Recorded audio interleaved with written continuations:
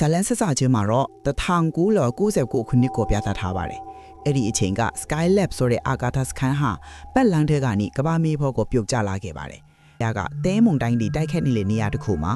Enos လို့တဲ့အမျိုးသားတစ်ယောက်ဟာဇီဝဓာတုဗေဒပညာရှင်မာတင်စီကိုအရေးတကြီးဖုန်ဆက်လာပါတယ်။လွန်ခဲ့တဲ့18နှစ်ကပြတ်ကျခဲ့တဲ့ Skylab တို့လောင်းခံတဲ့အာနီထွက်လာတဲ့အရာတစ်ခုကြောင့်ဒေတာခန်တွေတေဆုံးနေပြီလို့သူကအကူအညီတောင်းခဲ့တာမှာဒါပေမဲ့ဖုန်းလိုင်းပြတ်သွားခဲ့ပါတယ်။29ရက်ကြာပြီးတဲ့နောက်မာတင်စာအခင်းဖြစ်ပွားရာကိုရောက်လာပြီး DTRA ကာကွယ်ရေးဆိုင်ရာချင်းဖြောက်မှုလျှော်ချရေးအေဂျင်စီကဗိုလ်မှူးရောဘတ်နဲ့ဘိုလီထရီနီတို့နဲ့တွားရောက်ပူးပေါင်းခဲ့ပါတယ်။မာတင်စာအဲ့ဒီတိုလောင်ကန်ထဲမှာအာကာသရေမှုတွေအတွက်မှုအသက်ဆေးထုတ်ဖို့စမ်းသပ်ထားတဲ့ NDAC ကပ်ပါမှု parasitic fungus တွေပါသွားခဲ့တယ်လို့ရှင်းပြပါတယ်။သူတို့တုံရောက် NDA King Hazmat ဝတ်စုံတွေဝတ်ပြီးမြို့ထဲကိုဝင်ရှာတဲ့အခါလူတစ်ယောက်မှမတွေ့ရပါဘူး။ဒေတာကန်တွေကတိုလောင်ကန်ကိုအာလူအရည်တွေနဲ့ဆေးကြောဖို့စူးစမ်းခဲ့ရကနေအဲ့ဒီအရည်တွေကမှုတွေကိုအစာကျွေးတယ်လို့ဖြစ်သွားပြီးအစမတန်ပွားများသွားခဲ့တာကိုသိလိုက်ရပါတယ်။ပိုဆိုးတာကမှုတွေဟာမျိုးဗီဇပြောင်းသွားပါပြီ။အလောင်းတွေကိုရှားတွေ့ချိန်မှာတော့ရင်းဘက်တွေပွင့်ထွက်ပြီးအမိုးပေါ်မှာတေဆုံးနေကြတာကိုကြောက်မက်ဖွယ်တွေ့လိုက်ရပါတယ်။မှုတွေကလူတွေကိုအမိုးပေါ်တက်ခိုင်းပြီးပောက်ကွဲထွက်စေကပိုးတွေကိုပြန့်နှံ့စေတာပါ။အဆိုးဆုံးကတော့မာတင်စစ်ဖက်နှက်ကနေတဆင်မှုတွေကဒူမခန္ဓာကိုယ်တွေကိုကူးဆက်သွားခဲ့ပါတယ်။မှုကဒူမရဲ့အုံနောက်ကိုထိန်းချုပ်လိုက်ချိန်မှာတော့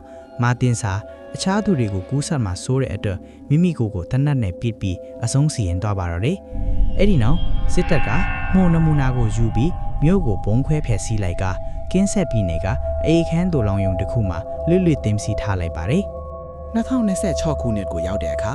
အဲ့ဒီတူလောင်ယုံဟာတာမန်ပစ္စည်းတူလောင်တဲ့ကုမ္ပဏီတစ်ခုထင်နေပါပြီ။ဝန်ထမ်းအသစ်ဖြစ်တဲ့ Travis နဲ့ Naomi တို့ဟာအဆောက်အဦထဲကနေထူးဆန်းတဲ့အချက်ပေးတဲ့တစ်ခုကိုကြားလိုက်ရပါတယ်။တစ်ချိန်တည်းမှာပဲအငင်းစာယူသွားပြီးဖြစ်တဲ့ Robert ဟာလည်းအဲ့ဒီတိုးလောင်ယုံမှာအပူချိန်ဖောက်ပြန်နေကြောင်းသတင်းရလို့သူ့ရဲ့အဖွဲ့ဝင်ဟောင်း Abigail နဲ့ချိတ်ဆက်ပြီးအခင်းဖြစ်ရာကိုအမြန်ဆုံးလာခဲ့ပါတယ်။ Travis နဲ့ Naomi တို့ဟာအတန်လာရာကိုလိုက်ရှာရင်းနေရန်ကိုဖောက်ဝင်လိုက်ရာကနေအရင်ကစစ်တပ်သုံးလျှို့ဝှက်အခန်းနဲ့မီးအောက်ထပ်ကိုတွေ့သွားကြပါတယ်။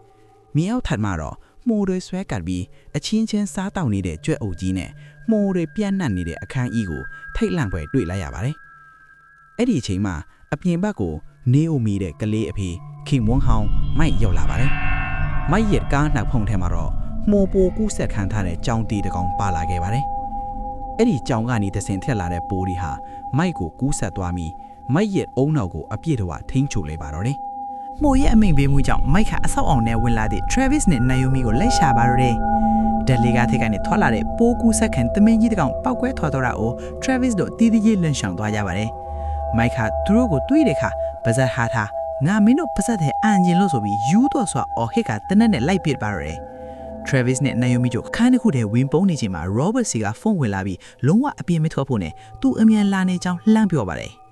ဇလန်ကပူရှိုးလာတာကအဲ့ဒီချိန်မှာပဲအဆောက်အုံကိုဓားပြတိုက်ခုမန်နေဂျာ Griffin နဲ့သူ့လူမိုက်တွေရောက်လာတာပါပဲ။ပူကူးဆက်ခံထားရတဲ့ Mike ဟာဓားပြတစ်ဝက်ကိုမှုတွေအန်ကြီးပြီးကူးဆက်စေခဲ့ပါတယ်။ Mike ဟာ Travis တို့ကိုဆက်လိုက်ဖို့ကြိုးစားပေမဲ့ PC လာသိမ်းတဲ့ Mary ဆိုတဲ့အမျိုးသမီးက Mike ကိုတနက်နဲ့ပစ်တက်လိုက်ပါတယ်။ Robert နဲ့ Trini တို့ဟာဘုံစံဖို့လိုအပ်တဲ့ item 7ကိုအိမ်တစ်ခုကနေတွားယူပြီးအခင်းဖီယာကိုရောက်လာပါတယ်။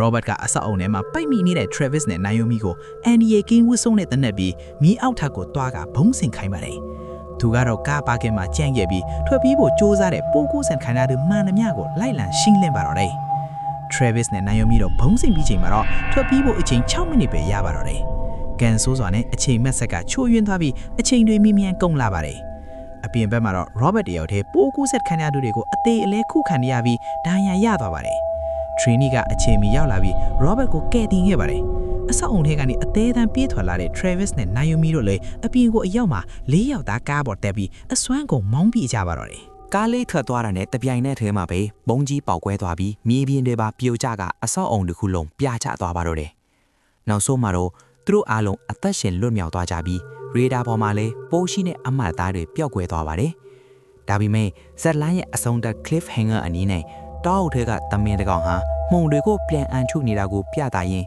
ဇက်လန်လေးပြီးဆုံးသွားပါတော့တယ်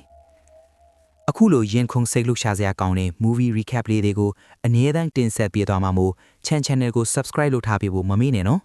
ကြည့်ရှုပေးခဲ့တဲ့ပရိသတ်ကြီးအားလုံးကိုကျေးဇူးတင်ပါတယ်